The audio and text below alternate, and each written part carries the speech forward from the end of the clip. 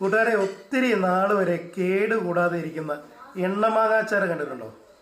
വാ കാണിച്ചു തരാം. കൂട്ടുകാരെ, ഇച്ചിരി മൂവാണ്ടമാങ്ങ കേട്ടോ, നല്ല ഫ്രഷ് മാങ്ങയാണേ. ഞെട്ടൊടിച്ചപ്പോൾ ചൊന പോയുണ്ടോ.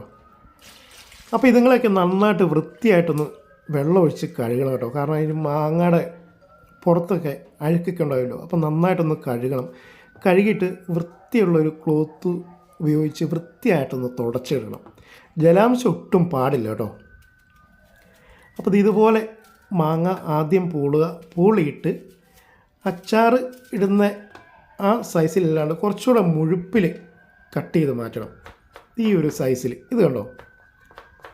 ഇതൊരു ഷോർട്ട് വീഡിയോ ആയിട്ട് ചെയ്യാനിരുന്നത്. അപ്പോൾ കൂട്ടുകാർക്കൊക്കെ ഒന്ന് നല്ല രീതിയിലൊന്ന് പറഞ്ഞാണെങ്കിൽ ഷോർട്ട് വീഡിയോ നടക്കിയല്ലെന്നേ. അതാണ് പരിപാടി. 1.5 മിനിറ്റ് കൊണ്ടൊന്നും ചെയ്യാനില്ല, പാടാണ്. അപ്പോൾ ആർക്കൊന്നും മനസ്സിലാവില്ല. അപ്പോൾ ഇതാകുമ്പോഴത്തേനും ഒന്ന് പറഞ്ഞ് മനസ്സിലാക്കി തരാമല്ലോ. നല്ലെണ്ണ കേട്ടോ, നല്ലെണ്ണ ഒഴിച്ചു കൊടുത്തു. നല്ലെണ്ണ മൂത്ത് കഴിയുമ്പോഴത്തേനും ഈ മാങ്ങ കുറേശ്ശെ ഈ നല്ലെണ്ണയിലിട്ട് ഫ്രൈ ചെയ്ത് കോരണം. അതായത് നമ്മുടെ നല്ലെണ്ണയിൽ തിളച്ച് കഴിഞ്ഞ് മാങ്ങ ഇട്ട് കഴിഞ്ഞ് ഒരു 3 മിനിറ്റ്, വെറും 3 മിനിറ്റ് ഒന്ന് ഫ്രൈ ചെയ്ത് കോരണം.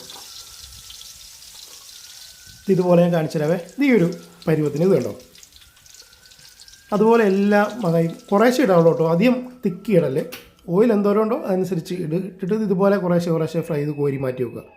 ആ ഓയിൽ കളയരുതേ. അപ്പം നല്ലെണ്ണയോ മസ്റ്റേർഡ് ഓയിലോ അതൊക്കെ കടുകെണ്ണയിലോ ഇതുണ്ടാക്കാം. കടുകെണ്ണയിലോ ഉണ്ടാക്കുകയാണെങ്കിൽ ഒത്തിരി ആരോഗ്യപരമാണ്. പക്ഷേ നല്ലെണ്ണയും കുഴപ്പമില്ല, എന്നാലും കടുകെണ്ണയാണ് ഒന്നുകൂടെ നല്ലത്. നല്ലൊരു ഫ്ലേവറും ടേസ്റ്റുമാണ്. കല്ലുപ്പാണ് എടുത്തത് കേട്ടോ. 2 സ്പൂൺ അളവിൽ കാശ്മീരി മുളക് പൊടി, 1/2 സ്പൂൺ മഞ്ഞൾപ്പൊടി. ഈ സ്പൂണിന് 1 സ്പൂൺ ഉലുവയും കടുകും കൂടെ ചേർത്ത് പൊടിച്ചതാണ് കേട്ടോ. ഇതൊരു 1/2 സ്പൂൺ എരിവുള്ള മുളക് പൊടി, ഇതൊരു 1/2 സ്പൂൺ കായപ്പൊടി. ഇത്രയും മതി. ചെറിയ തീ വെച്ച് ഇതുങ്ങളെയൊക്കെ നന്നായിട്ടൊന്ന് മൂപ്പിക്കുക. ഒന്ന് മൂത്തതിന് ശേഷം മിക്സിയുടെ ജാറിലേക്ക് ഇതുങ്ങളൊക്കെ ഇട്ടിട്ട് നന്നായിട്ടൊന്ന് പൊടിച്ചെടുക്കുക. നമ്മുടെ കല്ലുപ്പും ഈ മസാലാസ് എല്ലാം ഒരുമിച്ച് കിടന്ന് പൊടിയുമ്പം അത് വേറൊരു ടേസ്റ്റാണ്.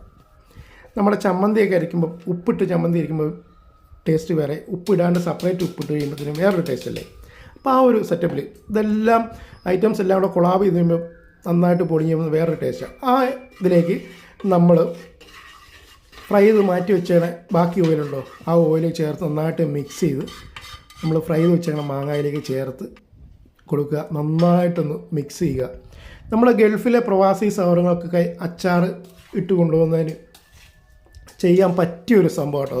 പെട്ടെന്നൊന്നും അങ്ങനെ കേടായി പോയില്ല, നല്ല രുചിയാണ്. നമുക്കിപ്പോൾ ഒരു ചമ്മന്തി വേണമെങ്കിൽ ഇതിനകത്തുനിന്ന് 2-3 കഷ്ണം മാങ്ങ എടുക്കുക, ഇച്ചിരി തേങ്ങയും കാന്താരി മുളകും കൂടെ ഇട്ടിട്ട് ചമ്മന്തി കരയ്ക്കുക. ഇതുണ്ടോ എന്നെ രസമാണെന്ന് ഇത് കഴിക്കാനായിട്ട്. 1 കിലോ മാങ്ങയാണ് ഇട്ട് കഴിഞ്ഞപ്പോഴാണ് 2 കിലോ മാങ്ങയ്ക്ക് ഇടായിരുന്നു. അപ്പോൾ കൂട്ടുകാർക്കൊക്കെ ഇഷ്ടപ്പെടുമെന്ന് വിശ്വസിക്കുന്നു. ഇഷ്ടപ്പെടുവാണെങ്കിൽ കൂട്ടുകാർക്കൊക്കെ ഒന്ന് ഷെയർ ചെയ്ത് കൊടുത്തേക്കെ. എന്നാൽ ശരി, എന്നാൽ അടുത്ത വീഡിയോ കാണാവേ. Thank you.